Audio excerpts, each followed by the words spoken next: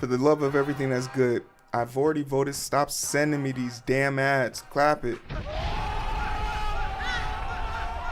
What more do you want from me? I did my civic duty.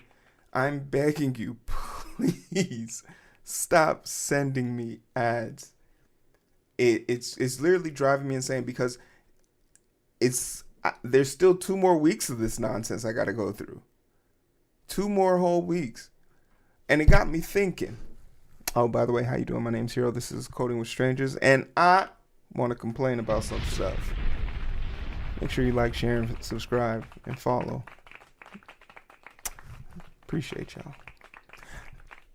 I've been sitting here thinking to myself as a person, because we're not a political channel, regardless of what my shirt says. We're not a political channel, okay?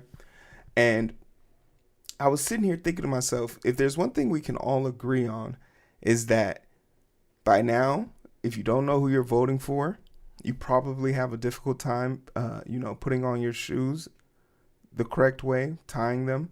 You probably need assistance, and that's okay. There are people who need assistance in this world, but you're not someone I'm concerned about.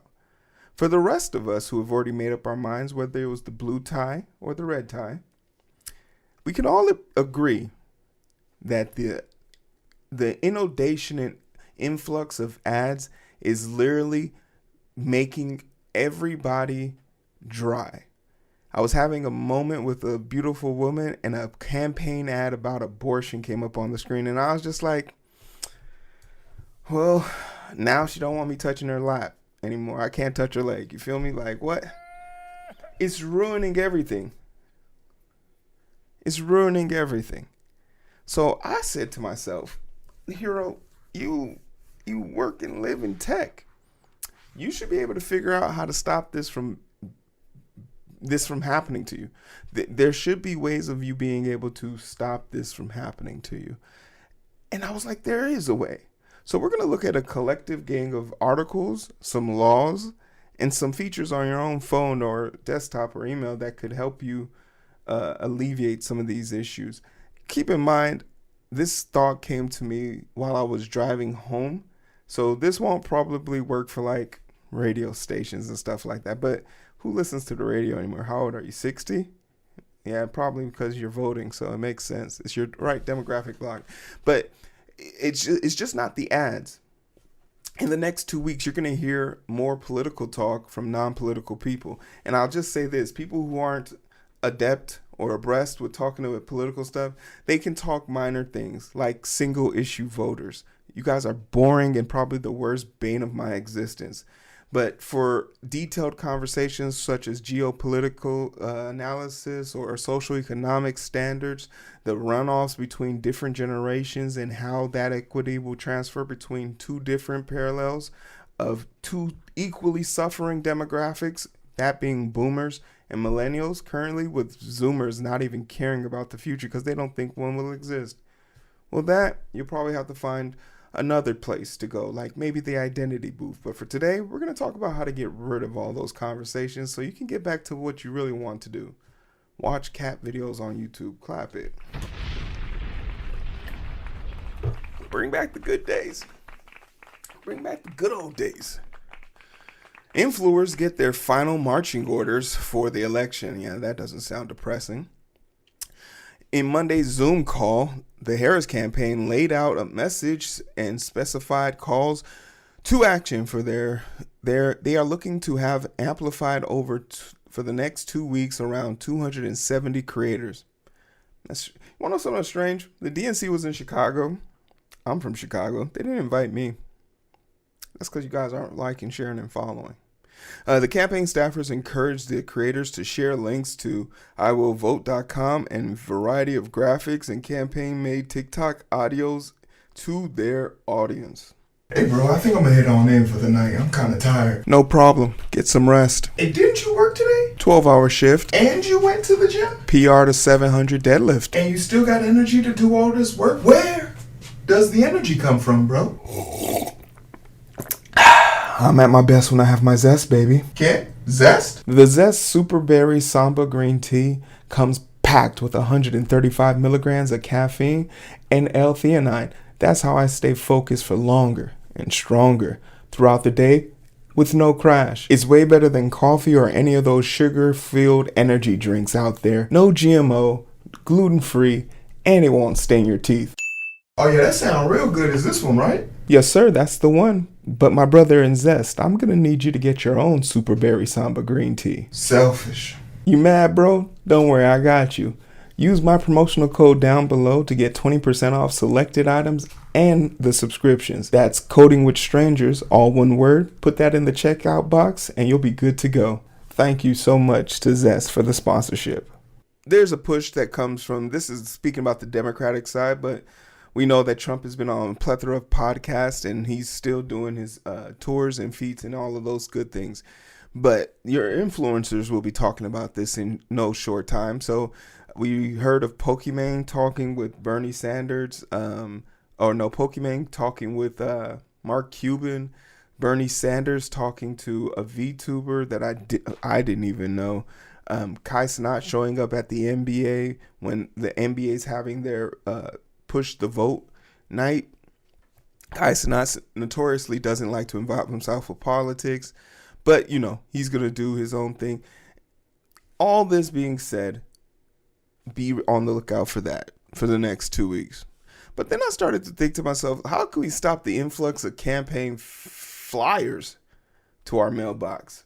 Is there any way we could stop this? Election season is upon us, and once again, with that plethora of campaign yard signs, TV ads, political text messages, flyers, varying sizes stuffed into your mailbox, you can overlook the yard place cards, mute the commercials, and stop the text messages, at least most of them. But what do you do about the handful of campaign mailer filling your mailbox? It is no far-fetched question, considering you can stop other forms of junk mail. This is true. You know, you can stop other forms of junk mail. I already do it. I tell them I don't want nothing from no grocery store. Like, I just be like, I'm trying to say, and whenever they ask my, what is your, I'm trying to save the planet. Stop sending me bullshit. Do I look like I've missed a meal? Do I look like I've missed a meal? I don't need your coupons. Thank you. Appreciate the hard work. The Federal Trade Commission says you can decide what type of you would like to receive, and marketers by registering with a direct marketing associate to organize, warn. However, it does not apply with some mail as such as political organizations. The U.S. Postal Service has no guidance either. I did, however, recently report that the volume of political mail increased from 2018 to 2022 midterm. That was during a midterm election, from 2.9 billion pieces to 3.9. So over 1 billion additional pieces of mail are being sent out during political season. Over the course of a political cycle, mail spending rose from 575 million to 826 million over the same time period. The USPS predicts the current election cycle will be even bigger. The truth is, regardless of how digital focused society becomes, political mail workers exponentially will be in the rise of awareness for candidates, persuading the public policy issues and motivating voters to vote, and do so with high credibility. The thing about this is, I feel like the easiest way to say make this go away is just say that this is taking a toll on the mailers' bodies.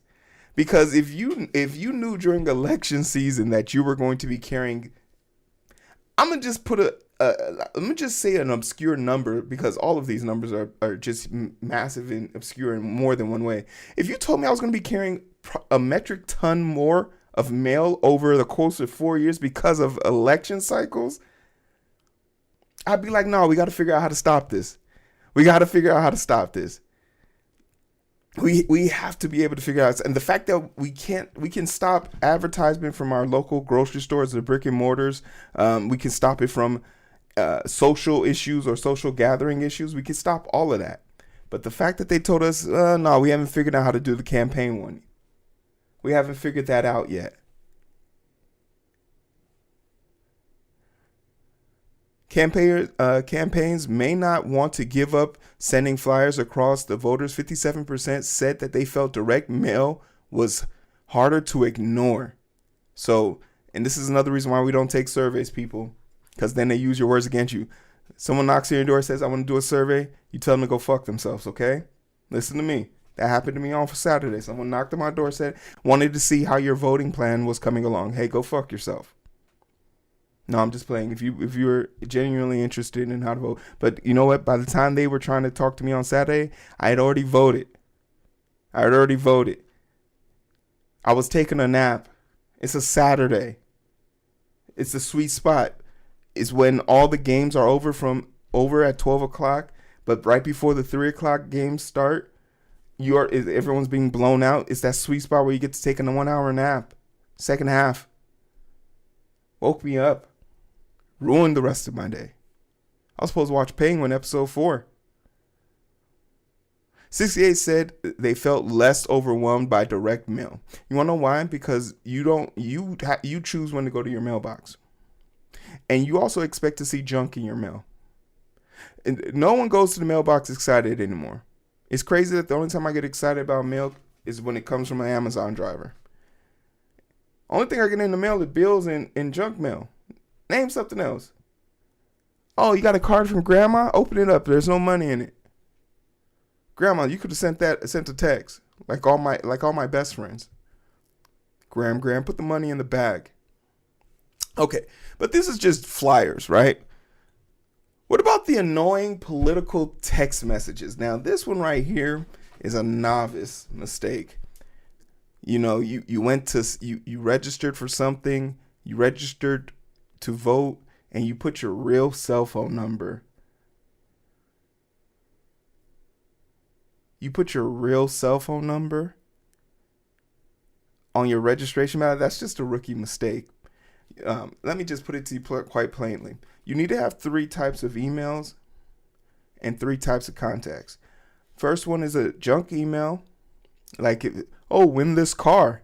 Or like they say, they're giving away free t-shirts, but you got to put your email and your phone number down. So you literally just call it junk. And there's a feature in Google where, like, if you put your email address plus something, I'll snap and there'll be an example of it. At Gmail, it'll create a whole new folder in your Gmail, and all of the mail that you use with that email will go there. Use that feature, or just create a new one. It's free. A fake phone number. Go to WhatsApp. You can spoof your number. Another one, work email. This is the email you use to go find jobs. It's completely blank. There's no social media attached to it. There's nothing on the internet that can associate you, because usually when employers do background checks on you, they use your email and your phone number to dictate what you've been signed up to. And you best believe, if you're signed into some inappropriate websites, they can see that. And if they're cunning enough, those companies can also buy metadata on how often people using said information go to these websites. So they can find out basically if you're using company time to find a new job. You got to be able to maneuver these situations. Companies are getting more advanced. And then the last one, which is my personal favorite one, is your actual stuff. Right? The number that people should have that actually want to get in contact with you.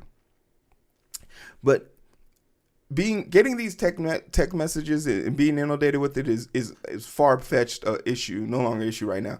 Most of the time, you can literally set up in your phone settings, you can go to your spam folder and set up limits on who can even contact you. You could set it up so that people only from your contact list can send you messages, or their messages are delivered as alerts. But the more important thing is who's allowed to text you. Mass texting campaigns are legal if the sender uses official text messaging organizations. These organizations verify sender is legit and complies with